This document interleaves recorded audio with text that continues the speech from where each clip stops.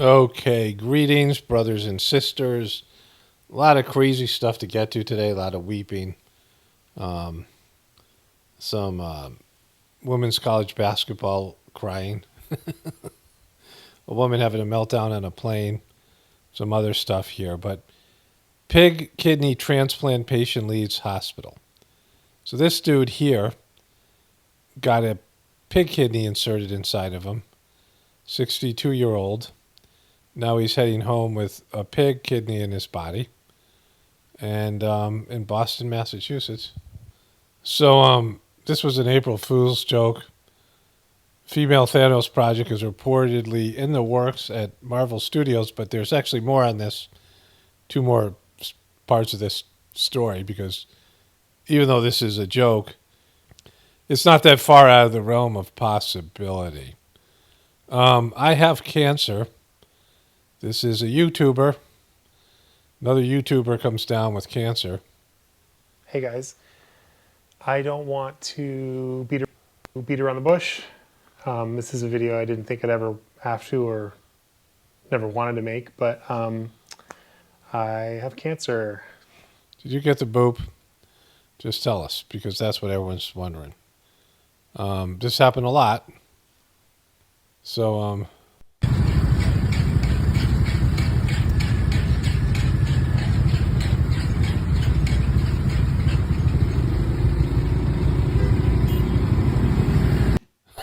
that's effed up.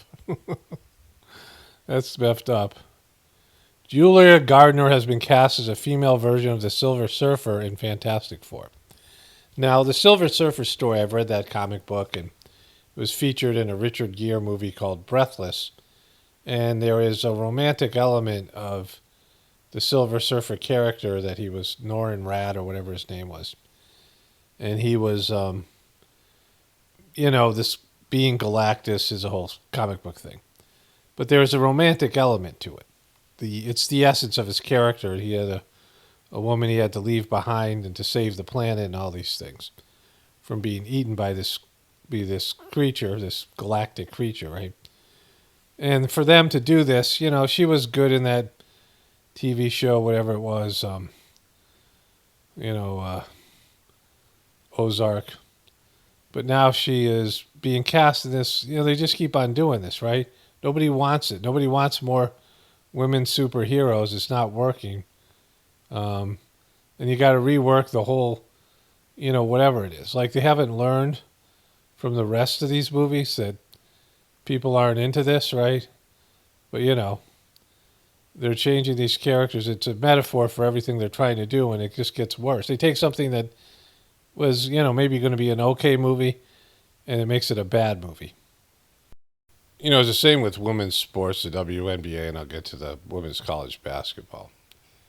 That sports and action movies, and superhero movies particularly, are always going to be mainly for men. Girls don't grow up, for the most part, reading comic books and, whatever, doing those types of things, right? And so the main sports fans and action movie fans are men. And, women have their own type of movies that they like and stuff that they like, which involves a lot of drama and, a lot of chick flick stuff. But there are women who like action movies, and there are women who like sports, and they like it the way it is. Like it's not that like they were asking, oh, let's be more inclusive, right? Like, this is something where the people who don't really like action movies and sports say, let's change it, right? And they're not fans of it anyway. And the people who are getting pissed off and being put off by it. That's like the stuff that happened with Bud Light. You have your customer base, and those are going to be the people who gravitate to whatever you have to sell. Well, you try to say, all right, let's broaden our audience to an audience, people who don't want to, for the most part, be a part of your audience. And you piss off the main audience, and, we'll get more into this because there's a little Disney thing coming up. Steven Seagal, Master Bushido, One of my viewers said to me this, and I watched this much of it, and I laughed like 5, 6 times already. So it's kind of great. Then this happened. Try to stay strong. I've been through so much. Angel Reese, she's a college basketball player. You can't act like the big bad wolf, then cry like Courage the Cowardly Dog. Emmanuel Echo. And so she won the national championship last year. Didn't see it. Only I know a little bit about it. There is a basketball player from Iowa, a white player named Caitlin something, and she's really popular. And they don't have much going on in Iowa, and so she beat her last year in I think the championship game or something, one of those things, and mocked her, and was talking smack to her and held up her finger like to put a ring on it, and which is not what you don't get a ring. I don't know if you get a ring for the championship in college women's basketball. But whatever it was, she talked boop to her, and people didn't like it. And she had a breakdown in the middle of the season, and I kind of only know a little bit about this. But then this happened after she lost to the same team. When she lost to Iowa, some of her teammates are, That's the key to life right there. Y'all do not get to her. Let me say it again. Y'all do not get to Angel Reese. So you might want to give it up. Throw the towel in because you're wasting your energy. So Angel's one of the toughest people I've been around. Right. Angel, this question would be for you if you are willing to share. What was going through your mind as you heard your two teammates right here on the dais just taking the opportunity to really stand up for you and what your journey has been like that we don't get to see?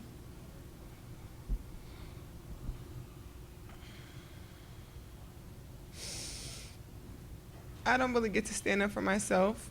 I mean, I have great teammates. I have a great support system. I got my hometown. I got my family that stands up for me.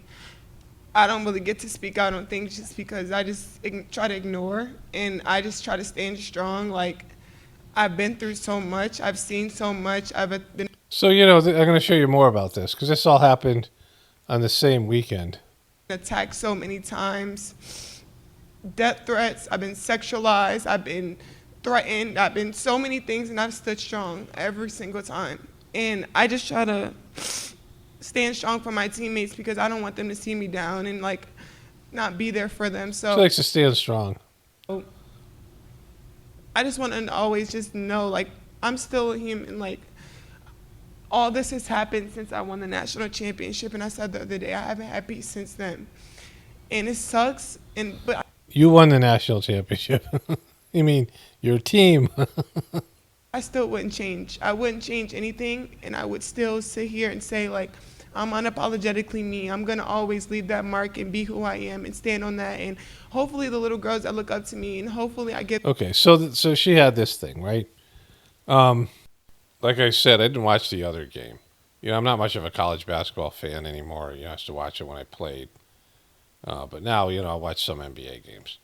The college basketball is just kind of slow and incompetent for men, and then women, it's much worse.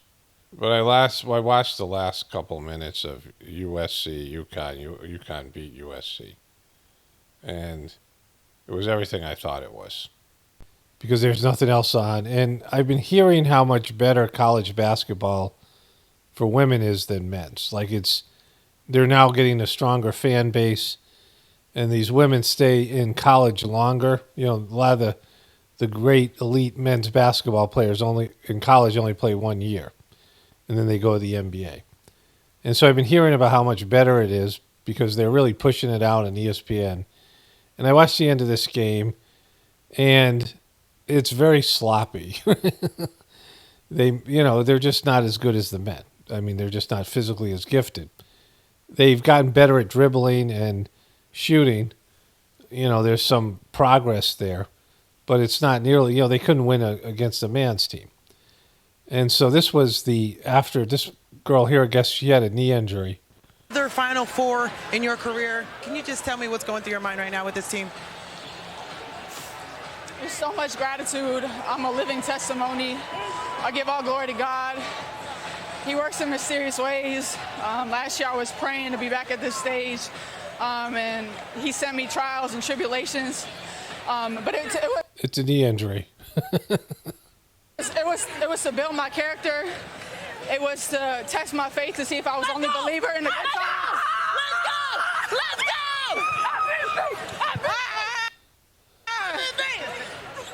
So that happened. But here she is at the press conference. But this is like my sister, my twin, like. Oh, don't cry, Pumpkin. There's lots of. This is just over the course of a weekend.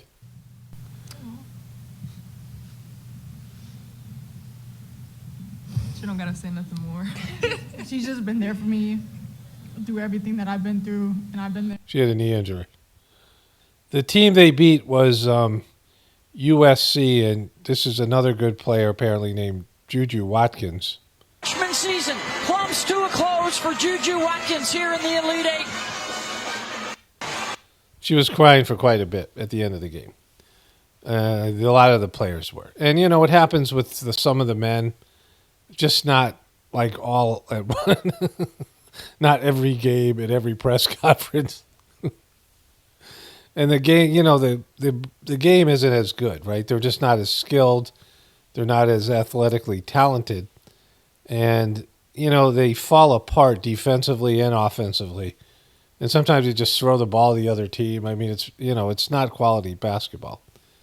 But it's being pushed out at like it's somehow better than the men's game. And, you know, men watch sports to avoid crying. Men watch sports to avoid feeling emotion, right? But women, it's a big part of their whole thing that they do here, crying and you know, and getting emotional and having these emotional meltdowns is a part of the whole thing, I guess. Okay, a few more things to get to. Wild video shows torrents of water bursting out of New York City high-rise. I mean, just absolutely falling. I mean, I'm not sure why there's water pipes coming out of I don't know what that is, a window? And this is the richer area of town. I mean, the thing is just, of the city. It's just falling apart here. And that's spraying out quite, you know, look at all. More on New York in a moment. Bob Iger says Disney's mission is to entertain, not send messages. In an interview with CNBC, the CEO of the entertainment giant said the company is focused on capturing broad, if diverse, audience. Infusing messages is not what we're up to. Yeah, it is. We caught you over and over again. Don't lie, right? We can see you've been trying to push an agenda. And then he says we need to be entertaining. Well, you've failed. You wouldn't be talking about this, you know, if... I mean, this is their own guy was just talking about here, billionaire Nelson Peltz. But you wouldn't be talking about this if that wasn't the case. That you've lost, you know, I mean, there's people that will never come back to Disney. You've wrecked the brand for truthers and people in the right ring. And the Marvel stuff is just atrocious, right? That's why you're canceling Marvel movies and they're tanking at the box office. So this woman had kind of a hilarious meltdown on the plane here. I know, that's why I called you, because I knew you would love it. Get off the airplane, we can talk about it. It's literally, I'm just trying to make your day today, Mom. Apparently she tried to bite the other passenger next to her. Stop! I will walk out on my own. You don't need to. Okay, then walk Why out. are you doing that? Then walk out. Then let me do that. Why are you acting like I'm a rascal? Why are you acting like I'm a rascal? That's a wonderful sentence. Let this go. Can I do that with freedom? All I care about is freedom. All she cares about is freedom. And that's fine. I've been there before. I'm not scared. I've fucking been there before. This nigga's hurting my elbow. He's hurting my wrist. You're hurting me, Sheriff. You're hurting me, Sheriff. Sheriff.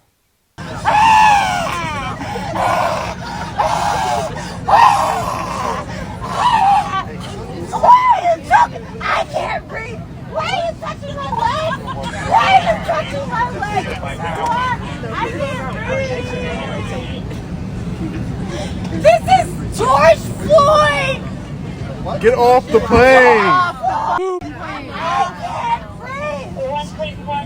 I can't breathe! All right, ladies and So gentlemen, when she said George Floyd, then this happened. we will need everyone to Ladies and collect gentlemen, I can't breathe! deplane the aircraft. So they made everyone deplane the aircraft because of that.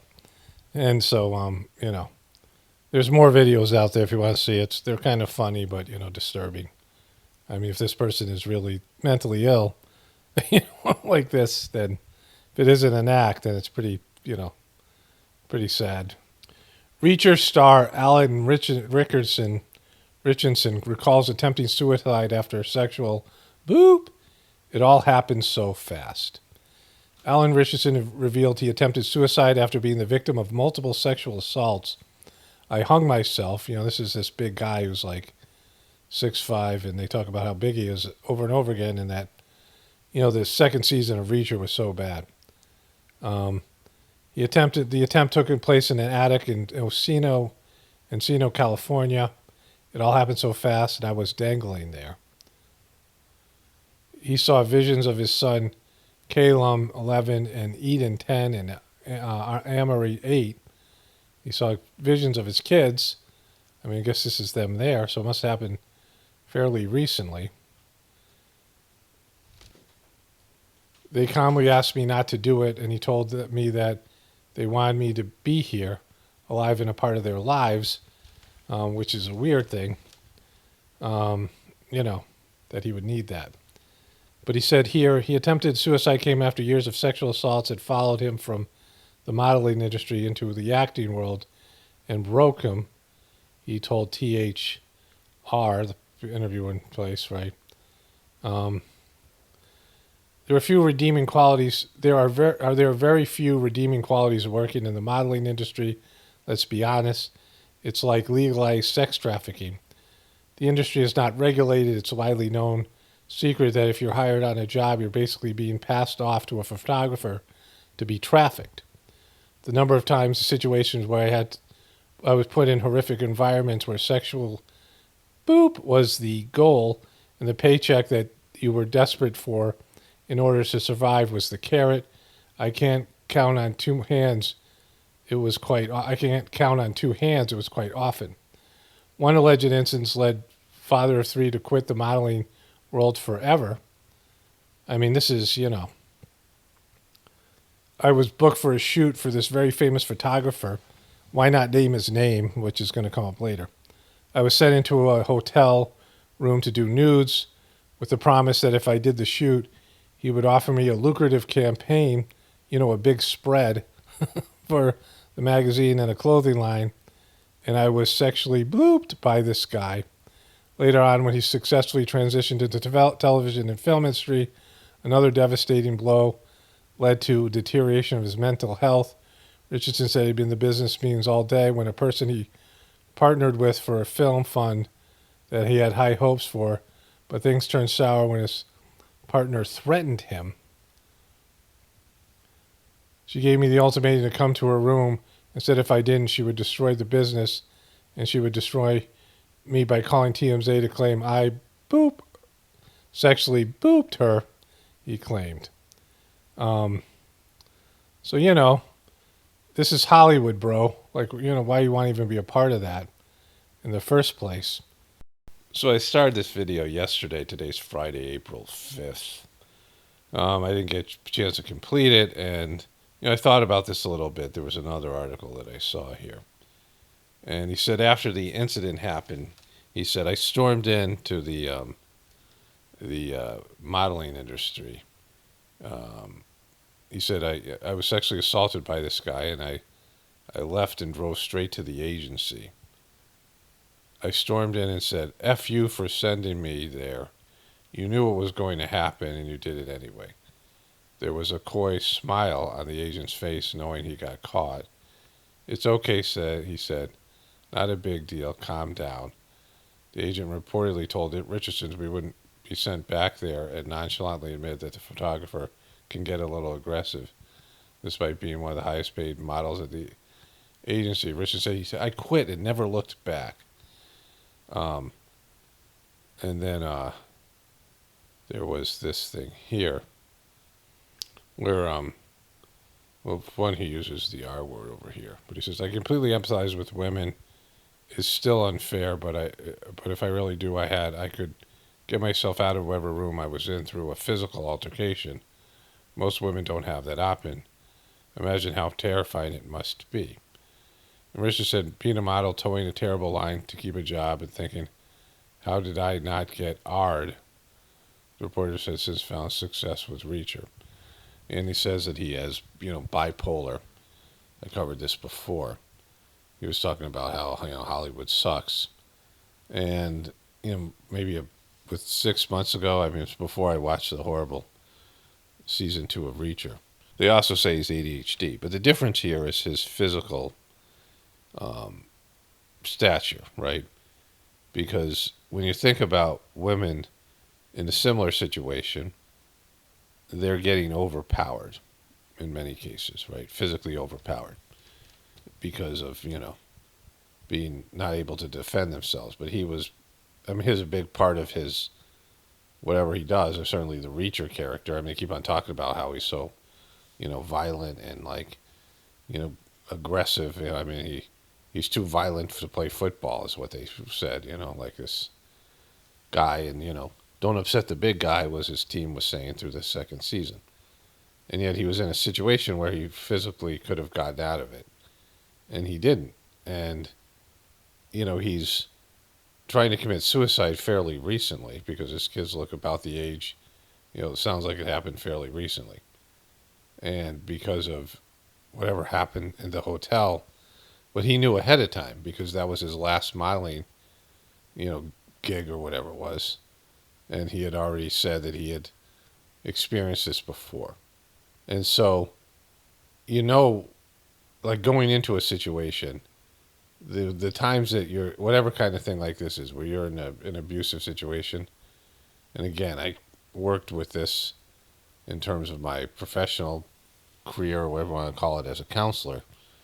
I worked as a clinician, and there usually would be some sort of grooming process. There always was some kind of grooming process, which after a while you would recognize, right? Like the first instances of whatever happens to you, and especially if you're a kid, you're helpless and you don't have any defense mechanisms and, you don't know what's going on, right? You're in an unfair situation. But as you get older, if you're in an abusive environment and you're choosing to be there because you want to be famous. It's the same thing I used to say about the Harvey Weinstein thing, right? Like there's a price for fame. And we heard this in the interview with Cat Williams, and he talked about how a lot of these male actors, he was basically saying all of them had to submit to some sort of sexual abuse to get their roles because there's, more powerful gay men or abusive men in the, that are in charge of Hollywood and the modeling industry, right, than there are heterosexual ones. And so, these actors, you see them having to dress up in dresses. I covered this years and years ago when I did the Michelle Obama video. When Dave Chappelle came out and said all these black actors had to put on dresses. But I realized it was lots of A-list white actors, all the way back to John Wayne. So there's this Hollywood thing, and there was a movie that covered this. It was the guy who played Gandalf, and I don't remember the movie. It's not really worth watching. But he played a director of the original Frankenstein movies. It was based on a kind of a true story. And he was gay, and he was trying to seduce the, whoever that guy's name is. He was recently in a movie called The Whale. But, whatever, a younger version of that guy. Brendan Fraser, and it was called Gods and Monsters or something like that. And the Gandalf guy, he maybe he had cancer, and he wanted the guy to kill him. Maybe he was trying, but he's sort of trying to seduce him, and it was just, very creepy movie. And very true, though, like this is part of Hollywood. And again, like this guy is a big guy, this guy Alan Rickson, and they all submit to it because they want to be famous. Same thing I said about the Harvey Weinstein thing.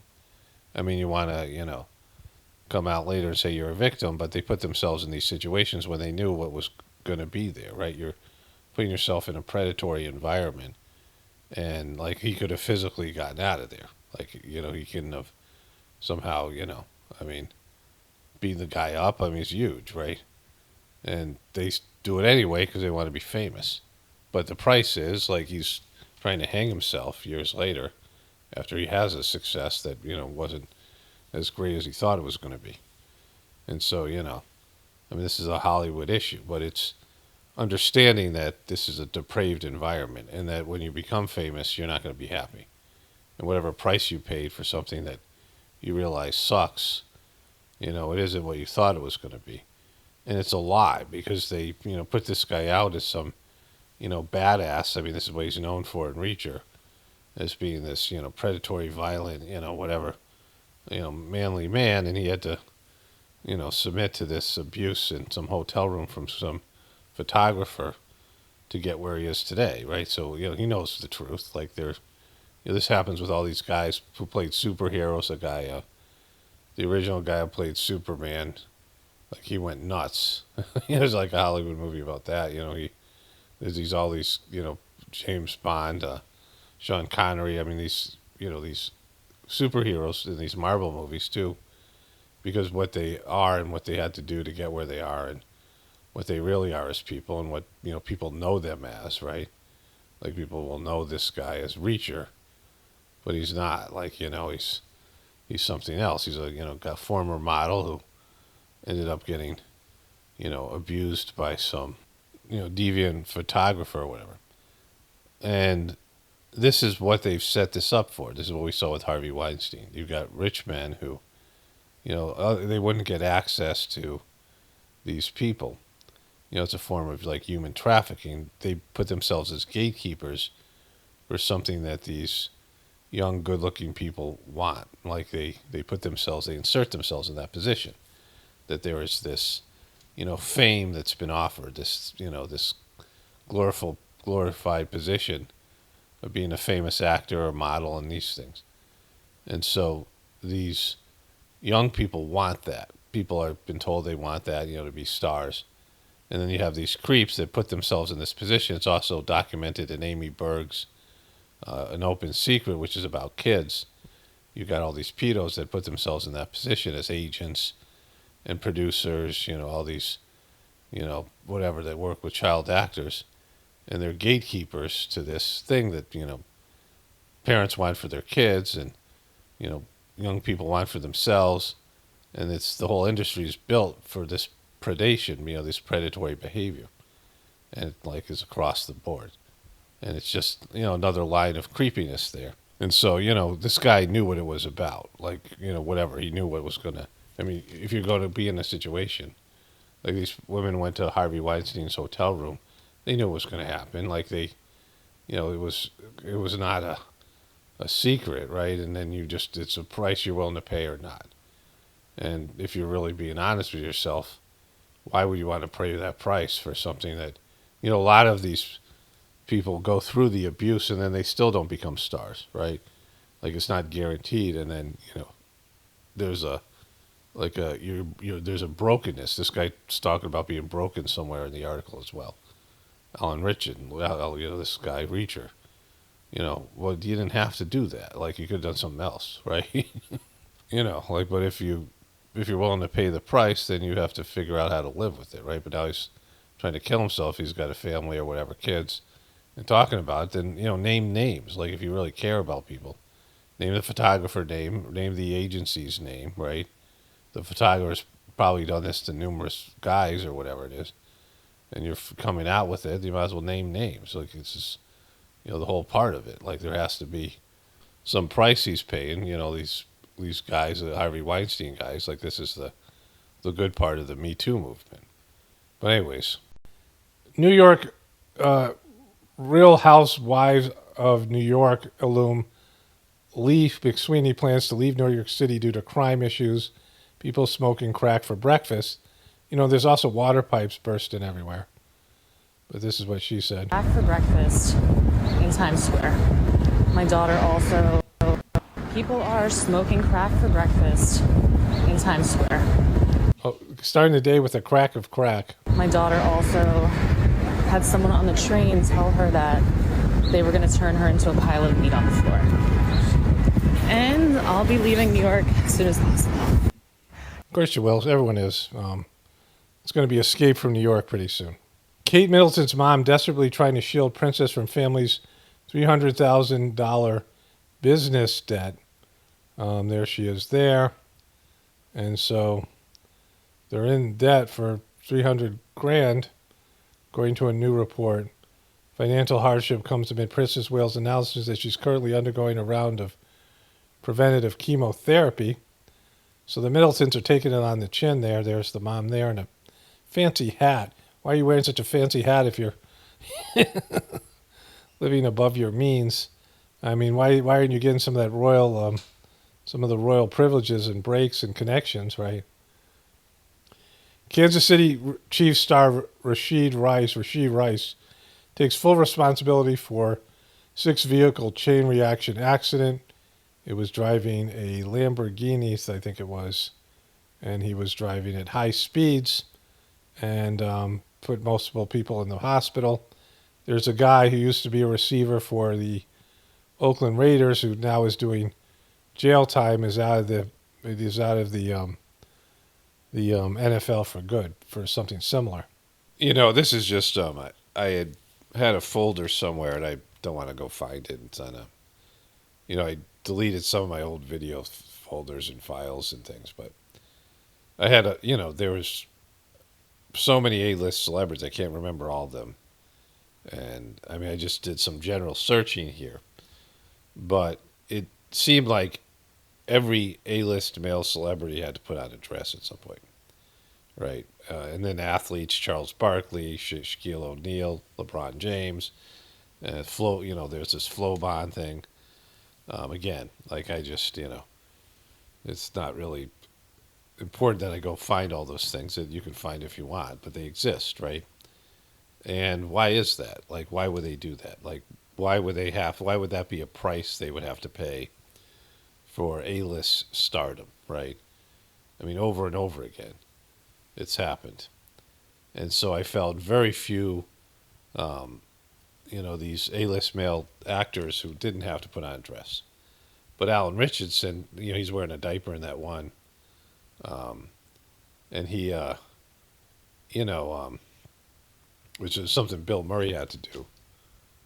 He had to put on a diaper for some movie, later in his career. This is like, he got drunk and this is how he woke up in some movie about, it's called like Rock the Casbah or something in Afghanistan.